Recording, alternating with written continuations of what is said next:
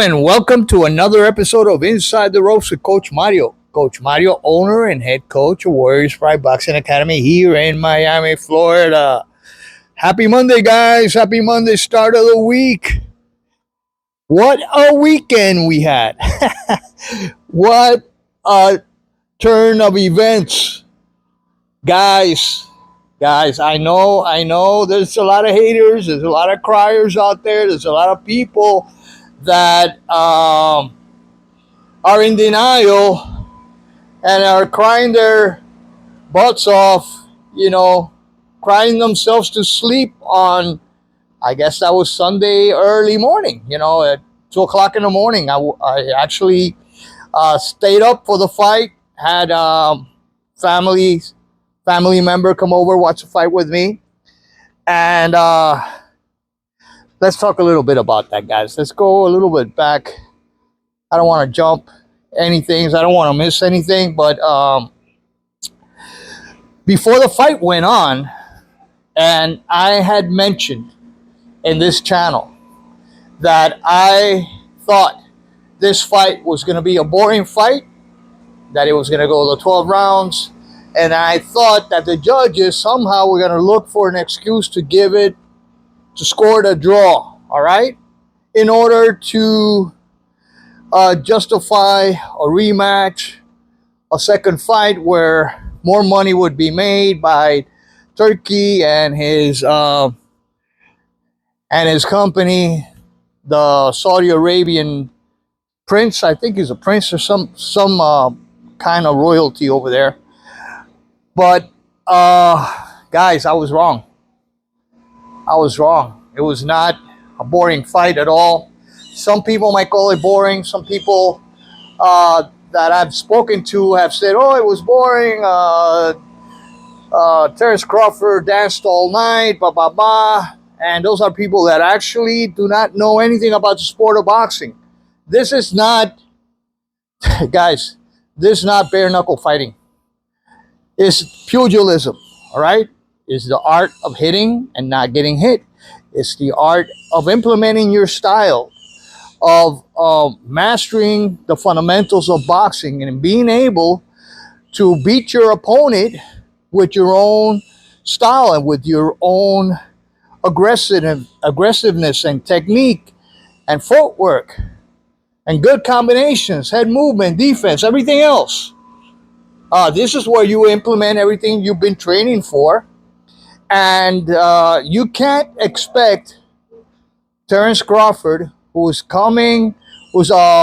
actually started at lightweight. His career started as a lightweight. He was a lightweight undisputed champion and a welterweight undisputed champion, to move up all the way to Canelo and to go toe-to-toe with Canelo. That's ludicrous. He was going to implement his style, stick and move, pick the right opportunities for shots, fight on the inside now and then, throw combinations, catch and shoot, catch and counter, use his jab, use his footwork. I didn't know exactly how this was going to turn out. I was rooting for Crawford, as you all know, and you can check out all my postings. I'm definitely rooting for Crawford. I don't like Canelo. And I don't like Canelo because he is a product of marketing. He's a product of the media. He is just like, I'm not going to compare it to Ryan Garcia because this guy has beaten world-class fighters and champions. But he's, for the last, I don't know how many years, he's picked and chosen his opponents carefully. And he's been protected by the powers that be. Mauricio Sulaiman has been protecting this guy like unbelievable, like there's no tomorrow. Had him fight so-called mandatories like Yildirim and other Ryder Berlanga, while avoiding the top dog at 168, who is David Benavidez, who had, got tired of waiting for Canelo and moved up in weight. So I've been saying it for a long time. Canelo is overrated. Canelo is a product of marketing. He is good, but he's one-dimensional.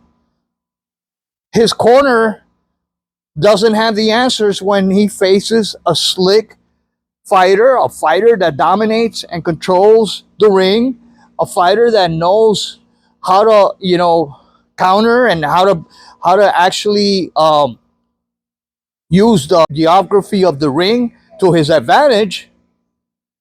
He's had problems with Erislandy Lara, who's a boxer, Mayweather, and other boxers, even a smaller Miguel Cotto, who are technicians or boxers that are slick fighters and have power. His own Mexican fans, and I'm not talking about the Mexican American fans, guys. All the fans that were there, they're mostly Mexican American and casuals. They're just going for Canelo. They don't know anything about the sport of boxing.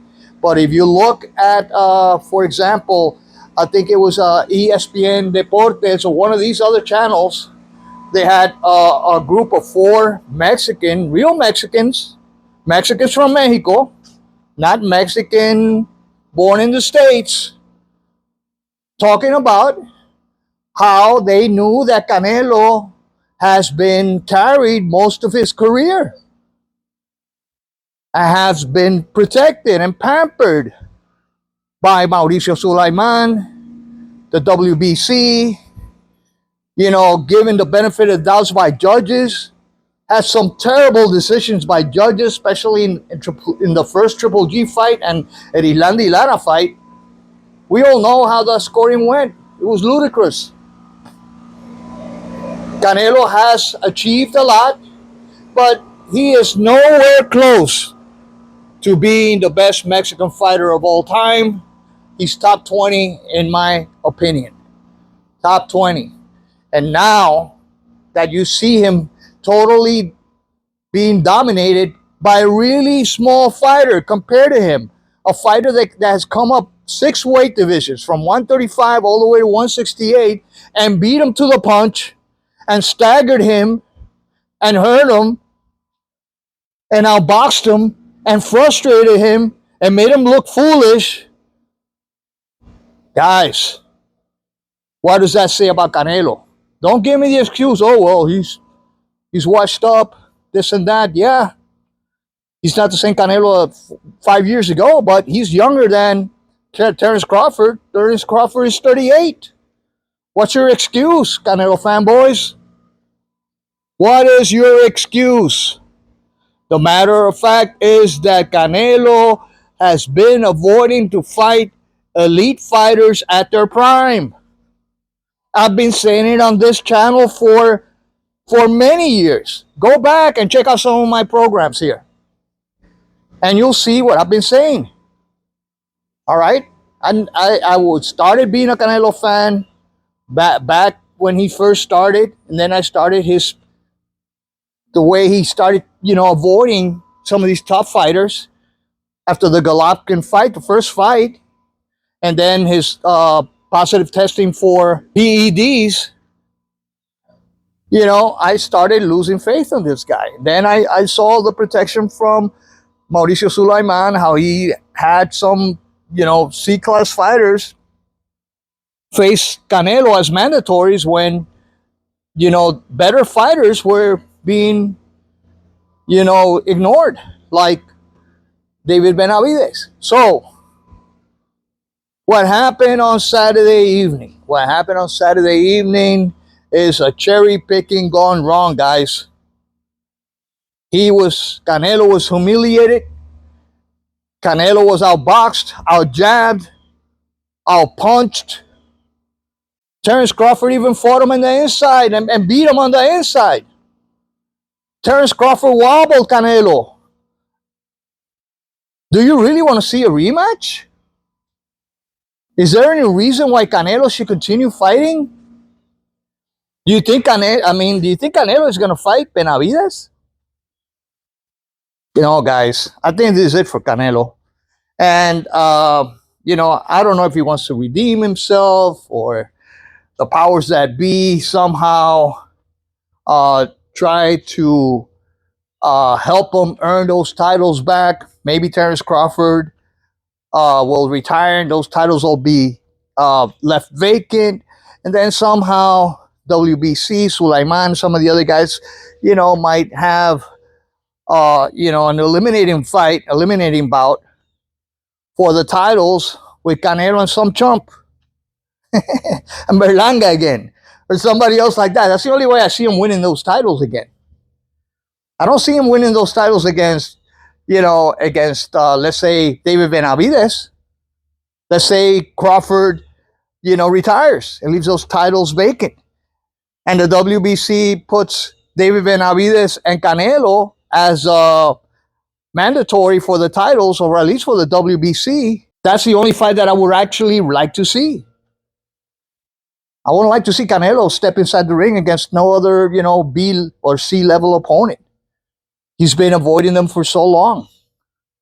But anyway, guys, those are my 2 cents. I'm so happy that Canelo got karma going his way. Payback is a bitch, like they say it. He wasn't being able to be protected anymore. They almost screwed Crawford. Again, the judges. He had to win the last 2 rounds according to the scorecards in order to win the fight.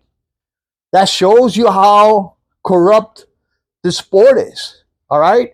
So, the only way that I see an attractive second Canelo fight, I don't think he should fight Crawford again. I think Crawford, most likely, after 3-time undisputed champion, he's going to retire, guys. There's nothing else for Crawford to prove.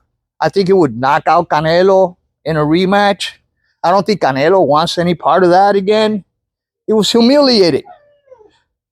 He was beat to the punch. He couldn't figure out. And another thing I forgot to mention, his corner is terrible. What did his corner was telling him? Cerradito, cerradito. Close, close, keep your hands close. What the fuck is that, bro? Give me something different. Tell him to jab more. How do you beat a jabber? You out jab a jabber. Jab also. Timing. Move your head.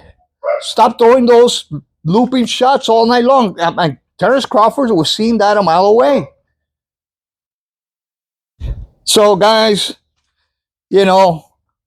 I think that the only fight I would like to see Canelo, the only fighter I would like to see Canelo face would be David Benavidez. David Benavidez for a title fight. Interim, whatever you call it, for an interim title. Let's put it that way. Interim title. 12-rounder. Do you think Canelo is going to take that fight? I truly doubt it. Because this time he's going to be knocked out. This time he would be knocked out. However, they've been protecting Canelo so much, and his so in-your-face corruption in the sport that it would not surprise me that they choose Canelo as an interim champion to fight some other chump, some C-level fighter, and give him another title. So those are my 2 cents, my friends. I'm a very happy camper today. I'm very glad that Canelo has been exposed for what he is. He's been a fraud for many years, guys. He's a one-dimensional fighter who's been avoiding the top-tier fighters for a very long time, choosing and picking opponents, smaller opponents than himself. So it's quite